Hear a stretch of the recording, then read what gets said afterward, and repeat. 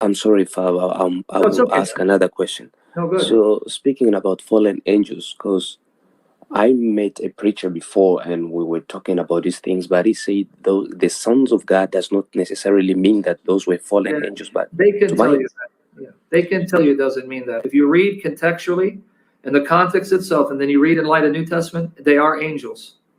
I'll prove it to you. If you go to Genesis 6, verses 1 and 2, open it up. Go to Genesis 6, 1 and 2. Genesis 6, 1 and 2. Now it Yep. came to pass when men began to multiply on the face Now, of the earth. slowly, because I'm going to unpack it for you. Notice it says men in general. Men, Mhm. not some men. It says men, right? Yes. Yeah. Had what? Began to multiply on the face of the earth, and daughters were born to them. That the sons of God saw the daughters of men. Okay, now That before they you move on, Mhm. in verse 1, it says men had daughters born to them. Mhm. Is that referring to men in general or some men? Men in general. But then in verse 2, it tells you the daughters of men. So here you have the daughters of men. So here are the daughters and here are the men who had them, but they are differentiated from the sons of God. Mhm. If the sons of God were men, then they wouldn't be included in that category of men, right? Yes, sir. So why are they differentiated? Why are they distinguished? Yeah, I understand what you're saying and I get it. But their objection was maybe those sons of God were simply like servants of God because they're called How can they be servants. servants of God when they do something sinful and evil and bring about the destruction of the world? Exactly. These sons of God, were they righteous or evil? Because through their having sex with these women, God got disgusted with the world and humanity and destroyed it. That sounds like righteous servants of God? No, they do not. Okay, so contextually, they cannot be righteous servants of God when they're doing something so horrible and evil that God destroys the world by flood. Wow. Right? Yes, sir. Now, So, mhm. the second proof it's angels and not humans, is Second Peter and Jude. Go to Second Peter chapter 2. You ready? Yes, sir. Okay. In Second Peter chapter 2, now let me give you the context so you understand what Peter's doing, and Jude's going to do the same thing. In Second Peter 2, Peter is warning that there are going to be false teachers who are going to deny Jesus, whom God will destroy. And then he gives an example of how God treated false teachers in the past to prove that since God doesn't change, God is the same yesterday, today, and forever. You know that if God destroyed false teachers and evildoers in the past, he will do so in the future, right?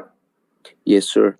And then he gives three examples of God destroying false teachers, false prophets, and evildoers for their sins as a warning. These false teachers and their evil, their immorality will be destroyed as well. Three examples from the Old Testament that Peter assumes you, the reader, know where to find them. Now notice the three examples he gives. Go to 2 Peter 2, read 4 to 8. 4 to 8 it says, For if God did not spare the angels who sinned, but cast them down to hell, and delivered them into the chains of darkness, to be reserved for judgment. 5. And did not spare the ancient world, but saved Noah, one of 8 people, a preacher of righteousness, bringing in the flood on the world of the ungodly. 6. And turning the cities of Sodom and Gomorrah into ashes, condemned them to destruction, making them an example to those who afterward would live ungodly. All the way to 8, right? All the way to 8, okay. And delivered righteous Lot, who was oppressed by the filthy conduct of the wicked. 8.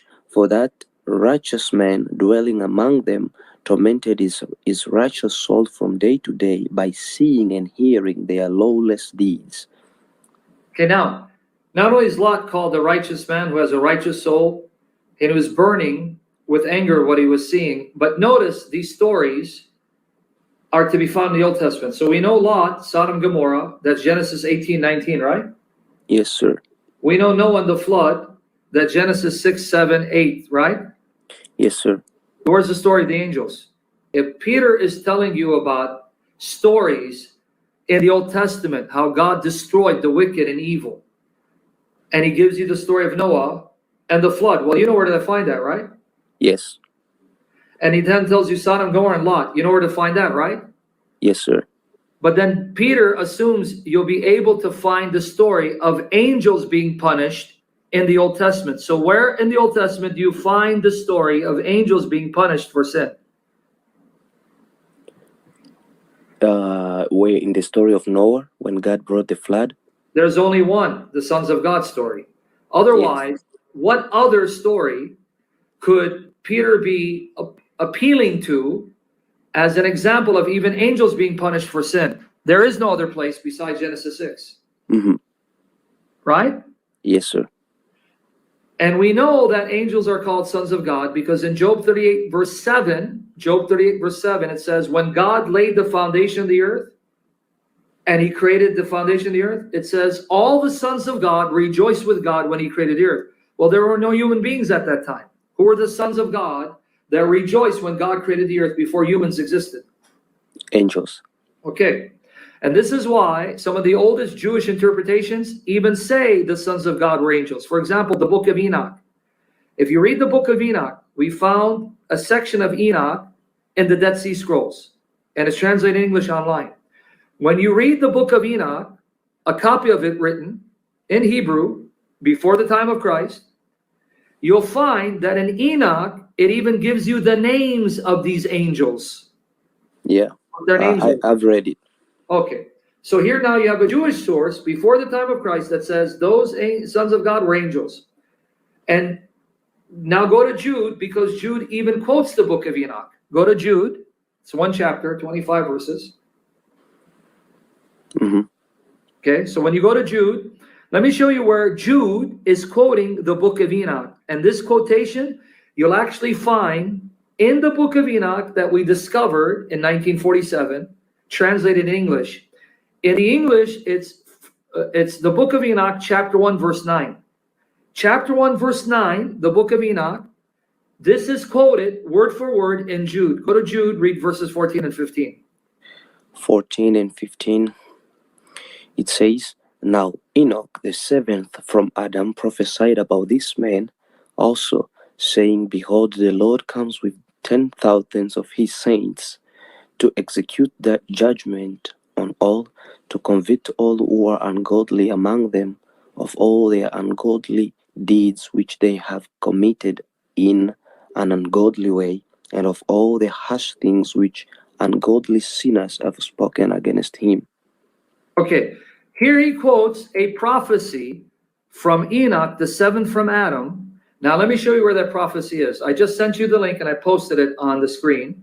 Here's the English translation of the book of Enoch, chapter 1, verse 9. Tell me if this sounds familiar. Okay, you just read the prophecy, right? Now look at here. I'm going to put it on the screen. Guys, tell me, he just read Jude 1, 14 and 15. Tell me, what I'm about to post to you, if it sounds familiar. This is now the English translation of Enoch, chapter 1, verse 9. I gave you the link. Now watch here, guys. Let me just line it all up. Let me read it. Tell me if this sounds familiar.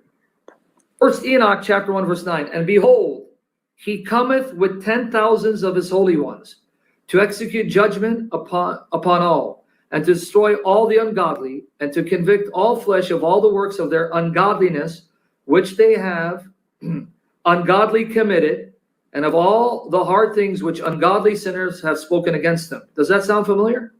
Yes, sir. Didn't you just read out in Jude? Yes, sir.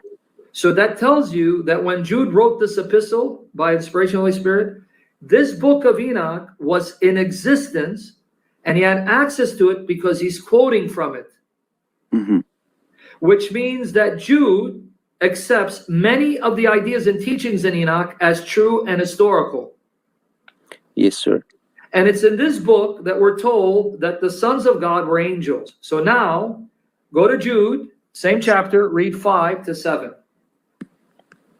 5 to 7, it says, but I want to remind you, though you once knew this, that the Lord, having saved the people out of the land of Egypt, afterward destroyed those who did not believe, and the angels who did not keep their proper domain, but left their own abode He has reserved in everlasting chains under darkness for the judgment of the great day, as Sodom and Gomorrah and the cities around them in a similar manner to these. Wait. Did you catch it? Read 6 again, because you're going to catch the connection with 7. What did 6 say? And the angels who did not keep their proper domain, but left their own abode. So they left heaven, their proper domain, so they came to the world. They left their heavenly abode. They didn't retain their position, and they came down. Okay, go ahead.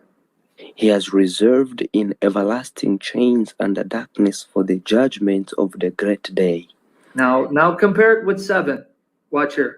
As Sodom and Gomorrah and the cities around them in a similar manner to these, having given themselves over to sexual immorality. And now you confuse me.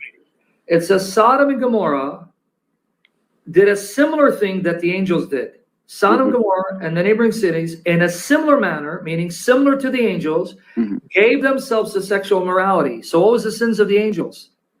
Sexual immorality. You caught it? Yes, sir. So Sodom and Gomorrah committed a similar sin to the angels. What was the sin of Sodom and Gomorrah? Sexual immorality, homosexuality, rape, and orgies. It says this sin was similar to what the angels did, because the angels also committed sexual immorality, because angels are not supposed to have sex with humans, just like a man is not supposed to have sex with men, or gang rape or orgies. But now let me ask you another question. The story of Sodom and Gomorrah is in Genesis 18:19, right? Yes, sir. The story of God, Jesus Christ our Lord, bringing Israel out of Egypt into the wilderness and then punishing them in the wilderness. Verse 5, that's in the book of Exodus, right? Yes, sir. So where do we find the story of the angels? Because Jude, like Peter, assumes you're going to find the story in your Old Testament. In Genesis? That's the only place. Now here are the names of the angels according to Enoch. Here's the link again. Enoch, here it is, online for free, translate English. Here it is, guys. Chapter 6. Here it is. I gave you the link. Let me post it. Chapter 6, it gives you their names. Here you go. I'm going to break it down in 2. Watch here. Okay. And it came to pass, when the children of men had multiplied, that in those days were born unto them beautiful and comely daughters, and the angels, the children of heaven, saw and lusted after them, and said to one another, Come, let us choose us wives from among the children of men, and beget us children. And Semjaza, who was their leader, it even gives you their names, said unto them, I fear you will not indeed agree to do this deed, and I alone shall have to pay the penalty of a great sin. And they all answered him and said, Let us all swear an oath, and all bind ourselves by mutual imprecations, meaning we'll call God's curse on us if we don't do this. Let me quote the rest of it, right? Not to abandon, here it goes, the rest of it, not to abandon this plan, but to do this thing. Then swear they all together and bound themselves by mutual imprecations, meaning invoking curses on them if they don't do this. And they were in all 200, so it even gives you the number 200, who descended in the days of Jared on the summit of Mount Hermon, and they called it Mount Hermon because they had sworn and bound themselves by mutual imprecations upon it. And these are the names of their leaders. Now it gives you the names of the angels. Sam Lazaz, their leader, Arakelba, Ramiel, Kokablil, Tamlil, Ramliel, Daniel, Ezekiel, Barakijiel, these names, Asail, Armaros, Batarel, Ananil, Zakiel, Samsapiel, Sataril, Turel, Jamjail, Sariel. These are the chiefs of tens. There you go. Yes, sir. So I hope you got your answer. Yes, sir. I got my answer. Thank you very much. Any other questions, or this is it?